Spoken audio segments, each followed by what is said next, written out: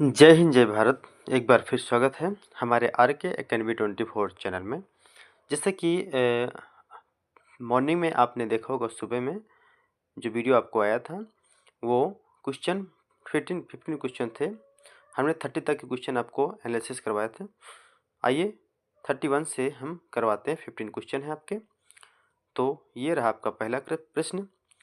पहला प्रश्न है कि निम्न में से कौन सा कथन रुचि के बारे में सत्य नहीं है। ए,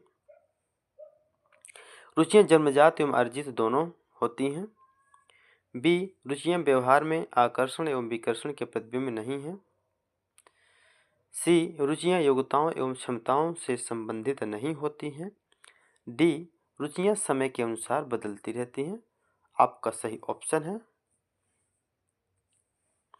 बी, रुचियाँ व्यवहार एवं आकर्षण और विकर्षण के प्रतिबिंब नहीं हैं। आपका ये ऑप्शन बी सही है। अगला प्रश्न है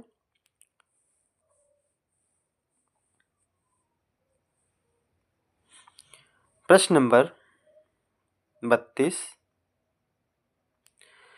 व्यक्ति एवं बुद्धि में वंशानुक्रम की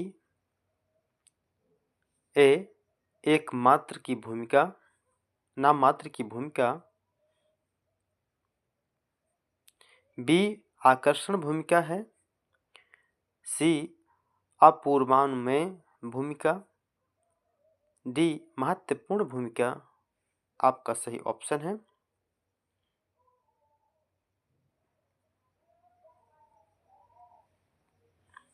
नाममात्र की भूमिका। सॉरी। अगला प्रश्न है प्रश्न नंबर 33। जिन इच्छाओं की पूर्ति नहीं होती उनका भंडारण गृह निम्न में से कौन सा है। ए, इदम। बी, अहम। सी, परम अहम। डी, इदम एवं अहम। आपका सही ऑप्शन है इदम। इच्छाओं की पूर्ति का नहीं है होती, उनका भंडारण गृह निम्न में से इदम होता है। अगला प्रश्न है आपका प्रश्न नंबर 34। रक्षा तंत्र बहुत सहायता करता है। ए, हिंसा से निपटने के लिए। बी, अजनबियों से निपटने के लिए। सी, थकान से निपटने के लिए। डी, दबाव से निपटने के लिए। आपका सही ऑप्शन है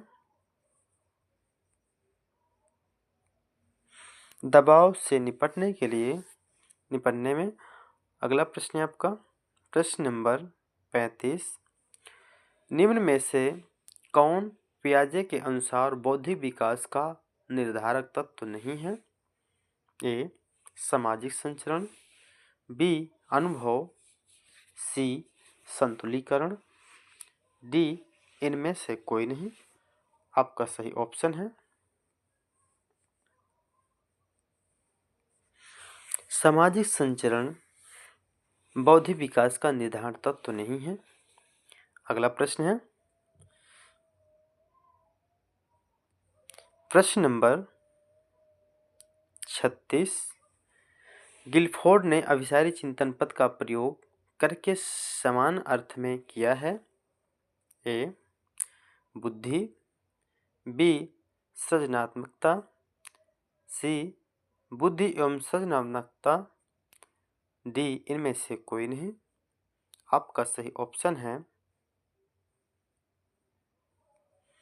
सृजनात्मकता का अभिसारी चिंतन पद, जिससे कि समान अर्थ नहीं में किया गया है।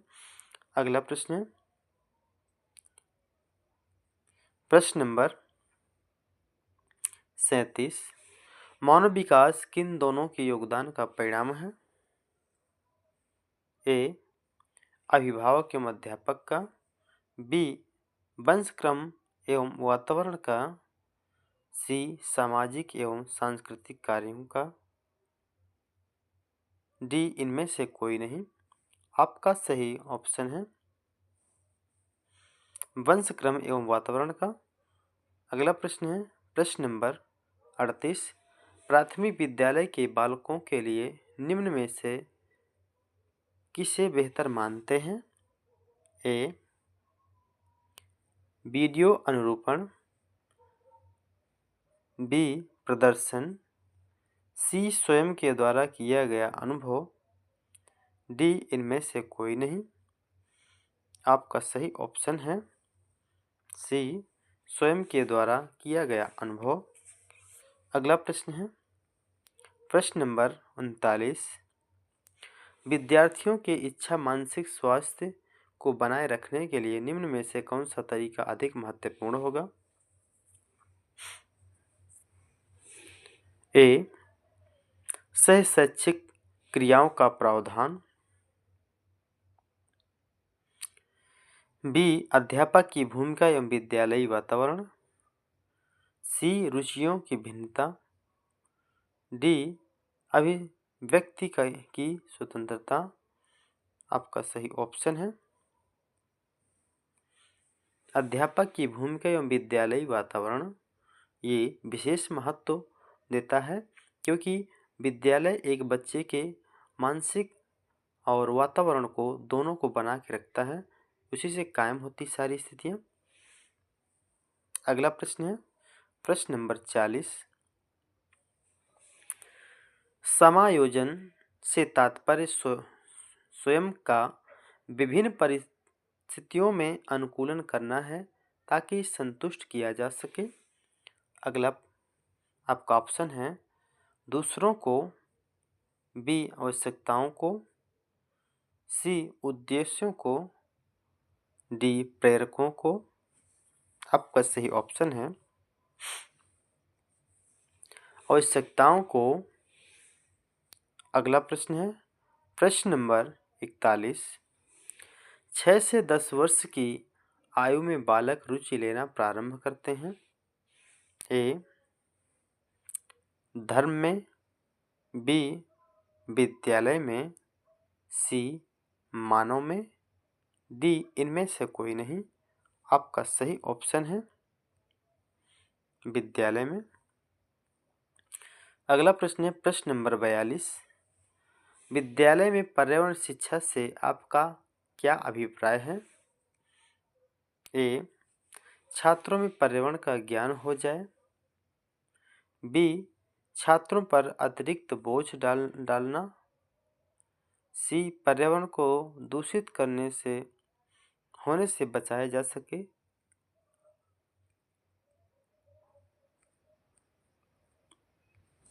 डी. छात्रों का मनोरंजन हो। आपका सही ऑप्शन है पर्यावरण को दूषित होने से बचाया जा सके। अगला प्रश्न है आपका प्रश्न नंबर 43। क्रियात्मक अनुसंधान का उद्देश्य है ए. नवीन ज्ञान की खोज, बी. विद्यालय तथा कक्षा की शैक्षिक कार्य प्रणाली में सुधार लाना, सी. शिक्षक परिस्थितियों में व्यवहार विज्ञान का विकास, डी. ये सभी। आपका सही ऑप्शन है ए.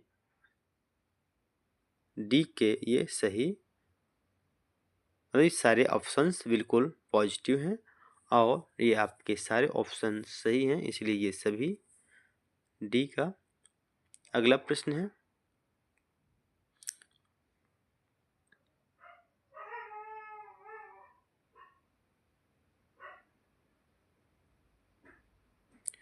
प्रश्न नंबर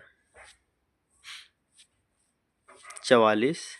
यदि स्कूल में पूरे समय तक बच्चों को शिक्षा कार्यक्रमों में पूरी तरह से व्यस्त रखा जाए तो आपके ख्याल से कौन सी समस्या पैदा नहीं होगी? ए. गृह कार्य देने की आवश्यकता नहीं पड़ेगी, बी. छात्रों में पढ़ने के प्रति रुचि में कमी नहीं आएगी, सी. अनुशासनहीनता पैदा नहीं होगी, डी. छात्रों को स्कूल के बाद ट्यूशन पढ़ने की जरूरत नहीं होगी। आपका सही ऑप्शन है अनुशासनहीनता नहीं पैदा होगी।